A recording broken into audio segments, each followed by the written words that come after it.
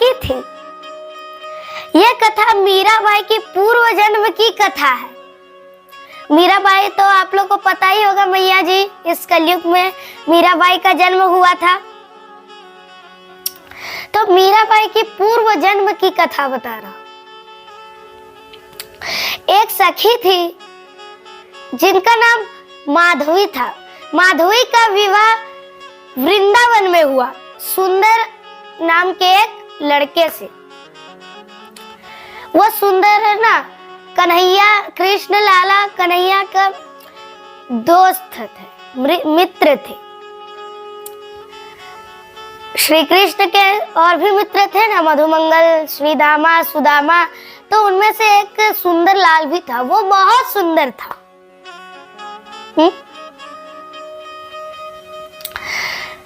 तो सुंदर का विवाह माधवी से हुआ। तो माधवी की माता ने माधवी से कहा, पुत्री, वृंदावन में एक कृष्ण नाम का एक लड़का रहता है, उसे तुम नहीं देखना। मैंने सुना है कि जो जो उस कृष्ण को देख लेते हैं तो वो उस पर मोहित हो जाते हैं। अच्छा, हमारे कन्हैया जब भगवान है तो मोहित नहीं होंगे तो क्या होंगे? दुखी होंगे, मोहित ना होंगे। तो पुत्री माधवी ने कहा, ठीक है माता, मैं कृष्ण को नहीं देखूंगी। तो सुंदर लाल ने अपनी दुल्हन को लेकर वृंदावन की ओर प्रस्थान किया। वृंदावन जैसे ही पहुंचे तो सुंदर लाल ने अपनी पत्नी से कहा कि मेरा कन्हैया, मेरा मित्र यही कहीं गैया चरा रहा होगा।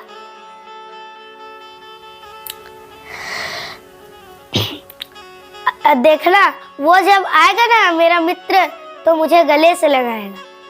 तो कन्हैया दौड़े दौड़े आए और सुंदरलाल को हृदय से लगा लिए और कहा, अब तो भाभी आ गई है, तनिक भाभी का चेहरा तो दिखाओ।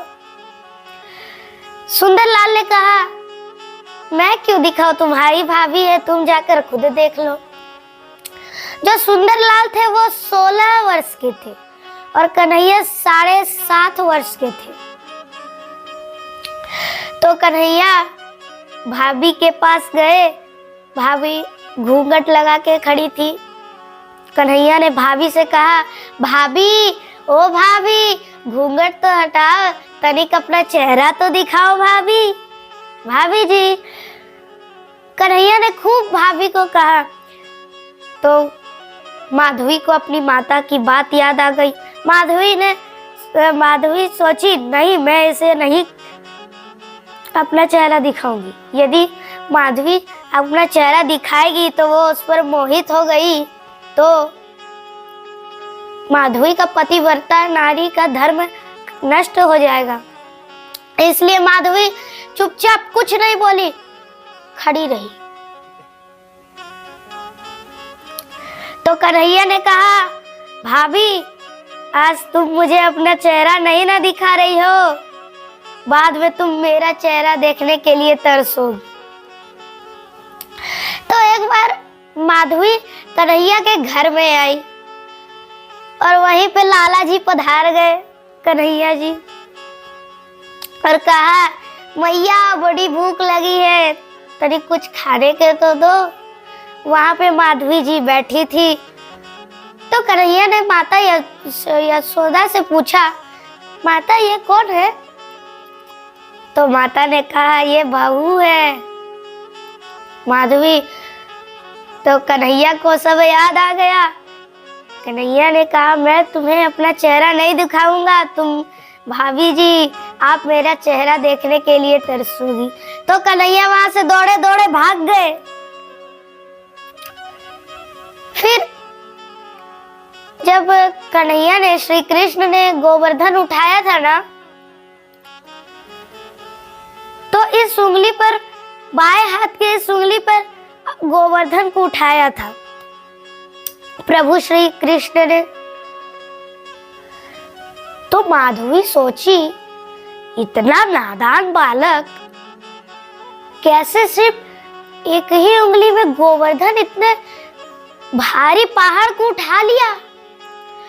माधवी समझ गई ये कोई साधारण पुरुष नहीं है, ये तो भगवान है। माधवी पूरी रोने लगी, रोते रोते भगवान के चरणों में गिरी। भगवान, उसने सब देखा।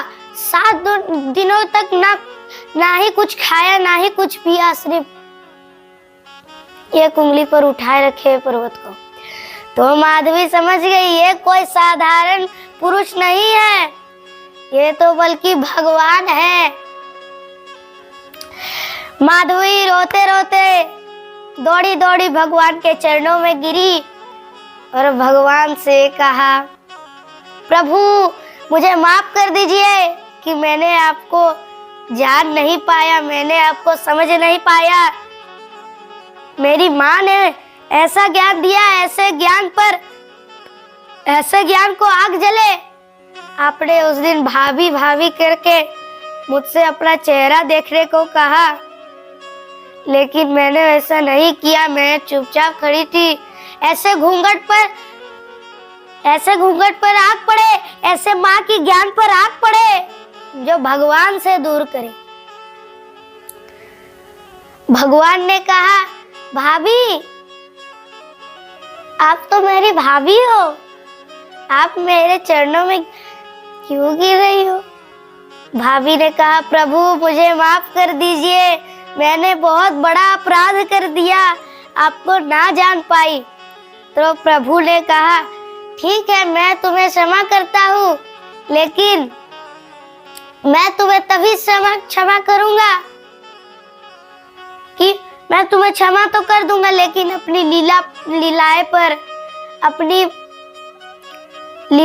अपनी रास लीलाएं पर तुम्हें सम्मिलित नहीं करूंगा। माधवी दिन रात भगवान का चिंतन करते रही, रोते रोते रही। जो भगवान की गोपियां थी उनसे भगवान ने खूब रास लीला किया, उनके घर रोज माखन चुराते थे, लेकिन उस लीला पर भगवान ने माधवी को सम्मिलित नहीं किया। भगवान माखन चोरी नहीं करते हैं, भगवान तो लीला करते हैं। और गोपियां माधवी से कहते हैं, तुमने आज प्रभु को देखा? आज वो मेरे घर माखन चुरा रहे थे। एक गोपी कहती है कि मैंने तो उन्हें माखन चुराते हुए देखा। उनकी आँख आज बहुत कोमल थी, उनकी छोटी छोटी उंगलियां हाथे देखी, वो बहुत सुंदर लग रही थी आज। एक गोपी कहती है, आज वो बहुत सुंदर लग रहे थे, आज वो मेरे घर मटकी फोड़ कर माखन चुराए। उनकी आंखें, उनकी हाथ, उनकी कमल से नयन जैसे हाथ, आंखें, बहुत आज कन्हैया बहुत सुंदर लग रहे थे। माथे पर मोर के पंख थी, बांसुरी लिए थे, बहुत सुंदर लग रहे थे। लेकिन इस लीला पर प्रभु ने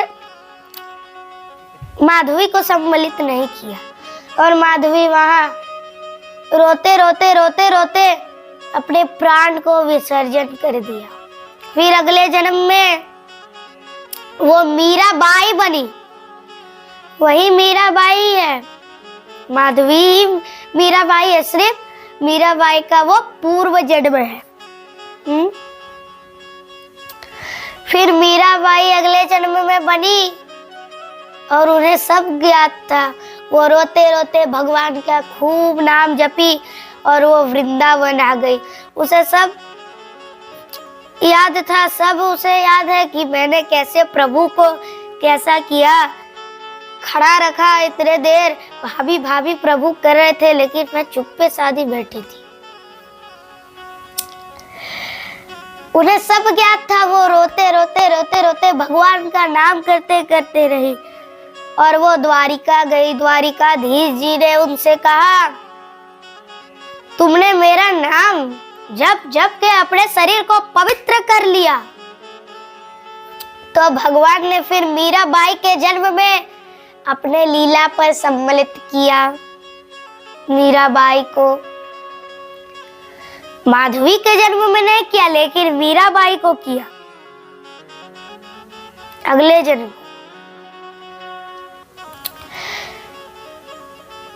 इसलिए भगवान का कथा सुनते रहिए, चिंतन करते रहिए, क्या पता भगवान भी आपको अपने शरण में ले ले। कई लोग जो कथा सुनने के लिए जाते हैं, तो कई लोग कहते हैं क्या झूठ का वृंदावन जाना कथा सुनना।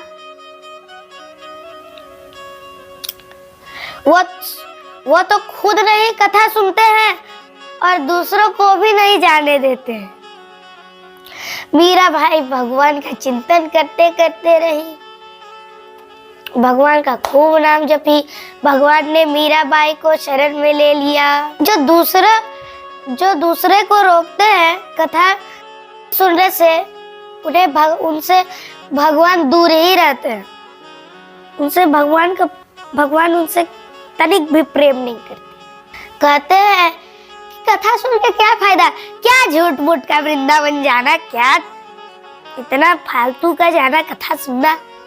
सोचिए, वो लोग तो खुद कथा नहीं सुनते और वो दूसरों लोगों को भी नहीं सुनने देते।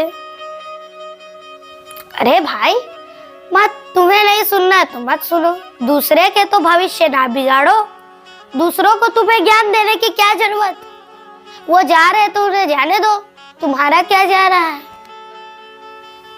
वो तो अच्छा ही काम कर रहे, तुमसे तो वो अच्छे ही है कि वो कम से कम वृंदावन जाकर भगवान का दर्शन किए, बिहारी जी का दर्शन किए, राधा रमन जी का दर्शन किए, भगवान का कथा सुने। लेकिन तुम क्या किए? जो वृंदावन आने से रोकते हैं दूसरे लोगों को, उन्हें भगवान कभी पसंद नहीं करते, उन्हें भगवान अपने शरण में नहीं लेते, वो नर्क में जाते हैं।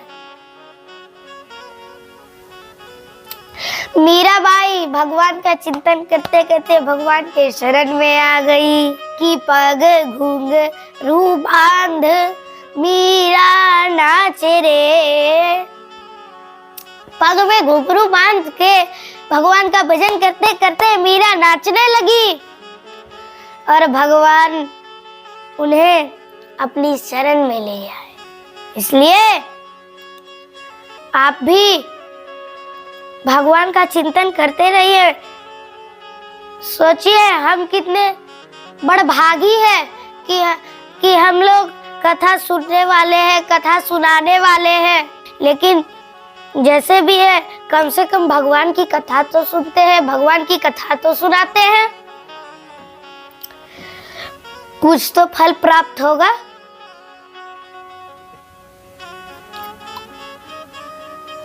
इसलिए भगवान का भजन करते रहो, चिंतन करते रहो, आप भी भगवान के चरणों में रहो। बस किसी को नहीं देखो, केवल भगवान को देखो।